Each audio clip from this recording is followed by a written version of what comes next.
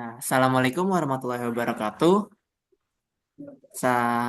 Perkenalkan, kami dari kelompok satu Manpro. Di sini kami terdiri dari beberapa anggota. Di sini ada saya, Kelvin Varian, lalu ada empat partner saya dari Kalista Ambarwati, Aprilia Ananta, Maria Elvira, dan Adi Subagio Junior. Jadi di sini kami mengambil penelitian tentang gizi ya, kurangnya edukasi gizi di Indonesia.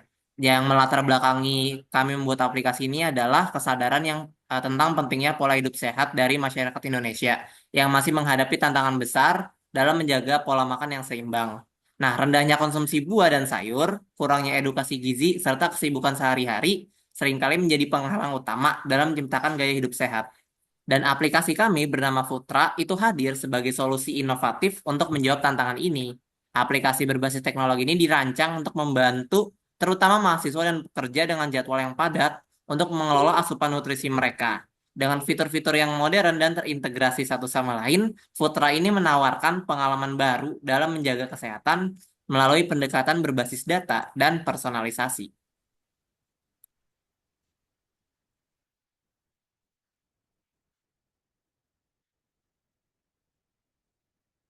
Nah, apa sih itu Futra? Nah, Futra ini adalah sebuah aplikasi dari kami berbasis teknologi yang dirancang untuk membantu masyarakat, khususnya mahasiswa dan pekerja dengan jadwal yang padat, dan untuk menjaga pola makan sehat dan seimbang.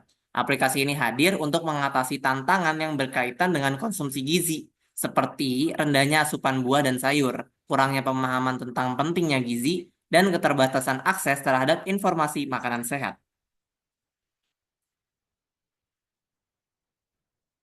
Selanjutnya akan dilanjutkan. Oke, berikutnya adalah berikutnya adalah problems yang ada. Yang pertama, akses terbatas ke pelayanan kesehatan, di mana pada daerah terpencil itu susah mendapatkan layanan kesehatan dasar dan juga fasilitas medis.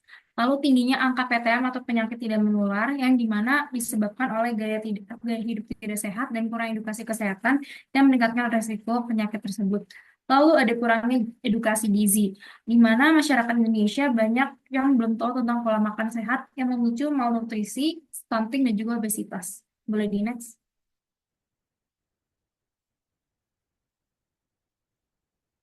Oke, selanjutnya ada konsumsi buah dan sayur yang rendah. Dengan kebiasaan tersebut, manusia di Indonesia juga sering makan tinggi karbohidrat, sehingga memicu mereka untuk lebih obesitas, juga akses buah serta sayurnya juga sulit. Lalu stigma terhadap jamu, di mana kurangnya penerimaan jamu karena dianggap itu kurang ilmiah, meski memiliki potensi besar dalam kesehatan. Next.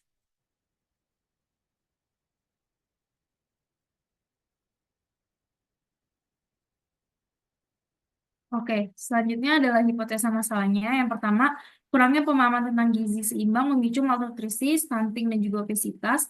Lalu jadwal padat dan akses terbatas menyulitkan konsumsi makanan sehat. Lalu user dan stakeholdernya ada usernya sebagai mahasiswa rantau, pekerja kantoran dengan gaya hidup sibuk, stakeholdernya ada dokter, ahli gizi, dan aktivitas kesehatan masyarakat. Lalu ada metode gatheringnya dari wawancara, dan rencana solusinya itu berupa aplikasi Futra. Bisa di next.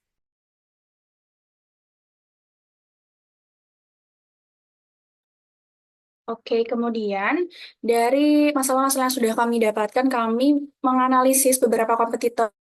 Di antaranya ada Vita, MyFitnessPal, dan juga Lifesum, di mana yang pertama di Vita ini fokusnya itu untuk edukasi gaya hidup sehat, latihan kebugaran, dan juga tips nutrisi. Nah, untuk fitur-fitur yang ada di Vita ini antara lain ada informasi gizi lokal, pelacakan konsumsi buah dan sayur, antar muka yang sederhana. Kemudian untuk MyFitnessPal dan juga Lifesum kurang lebih sama. Bisa di next.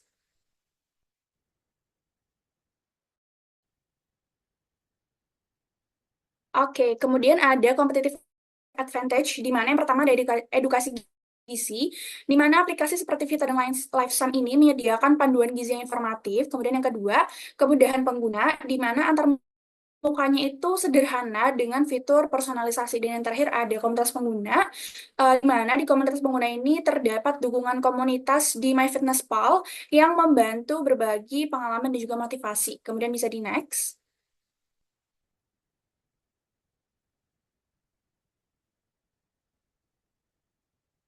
Oke, kemudian kami menciptakan solusi berbasis teknologi, yaitu Foodtra, yang mungkin tadi sudah dimention oleh teman-teman saya, di mana pendekatan solusinya itu ada dua. Yang pertama, menggabungkan edukasi gizi, pelacakan nutrisi, dan juga fitur personalisasi dalam satu aplikasi. Dan yang kedua, membantu pengguna menjaga pola makan sehat secara praktis dan juga terjangkau. Nah, untuk fitur utamanya sendiri, terdapat scan food, reminder, dan juga progress tracker. Dan keunggulan dari teknologi aplikasi yang kami kembangkan adalah yang pertama, antarmuka yang intuitif dan ramah pengguna. Yang kedua, rekomendasi berbasis data untuk kebutuhan nutrisi. Dan yang terakhir, akses fleksibel melalui perangkat mobile. Kemudian bisa di next.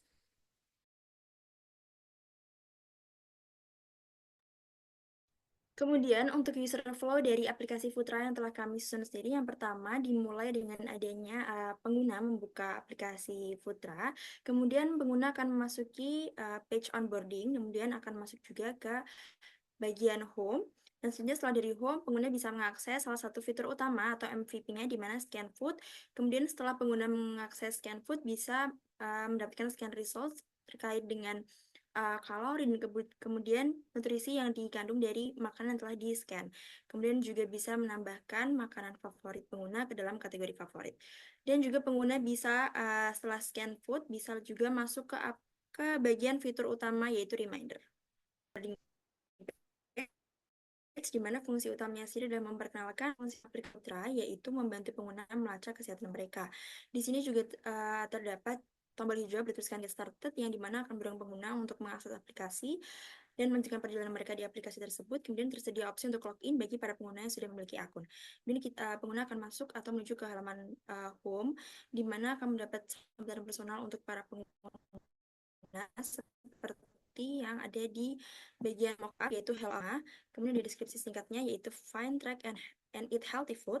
Dan terakhir ada tombol Track Your Weekly Progress, di mana memungkinkan pengajak mingguan. Boleh dilanjut. Kemudian produk MVP atau salah satu fitur utamanya sendiri, salah satu dari fitur utamanya sendiri yang pertama adalah Scan Food, yang membantu pengguna mengidentifikasi makanan yang dikonsumsi secara interaktif dan informatif. Lalu yang pertama, pengguna dapat memindai makanan dengan kamera bawaan aplikasi, kemudian akan menghasilkan scan yang menunjukkan rincian nutrisi makanan seperti protein sejumlah berapa gram, kemudian kalori, lemak, dan sebagainya.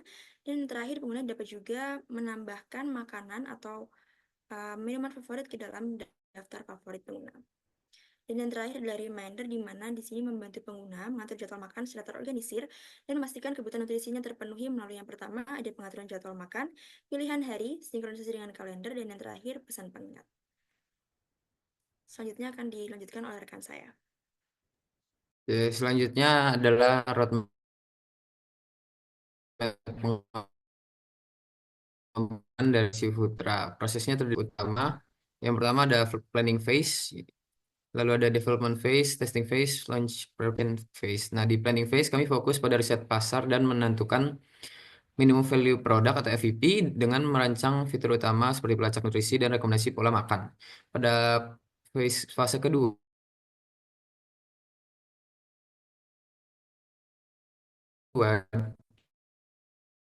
kami mulai aplikasi termasuk di mengembangkan fitur tambahan seperti route review dan jet points. Lalu pada launch preparation test phase, kami meluncurkan versi beta untuk mendapatkan masukan pengguna yang menjadi dasar perbaikan sebelum peluncuran resmi. Next.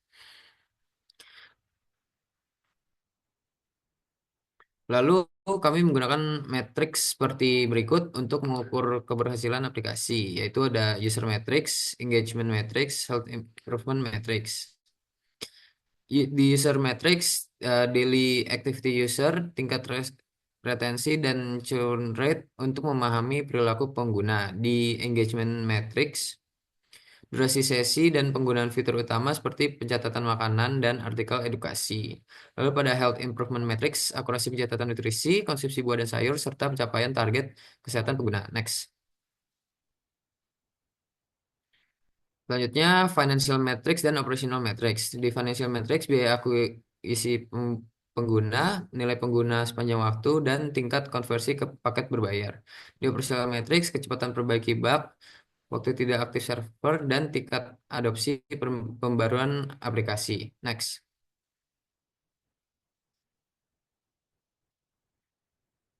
Oke, mungkin sekian presentasi dari kelompok kami. Jika ada kesalahan, mohon dimaafkan. Sekian, terima kasih.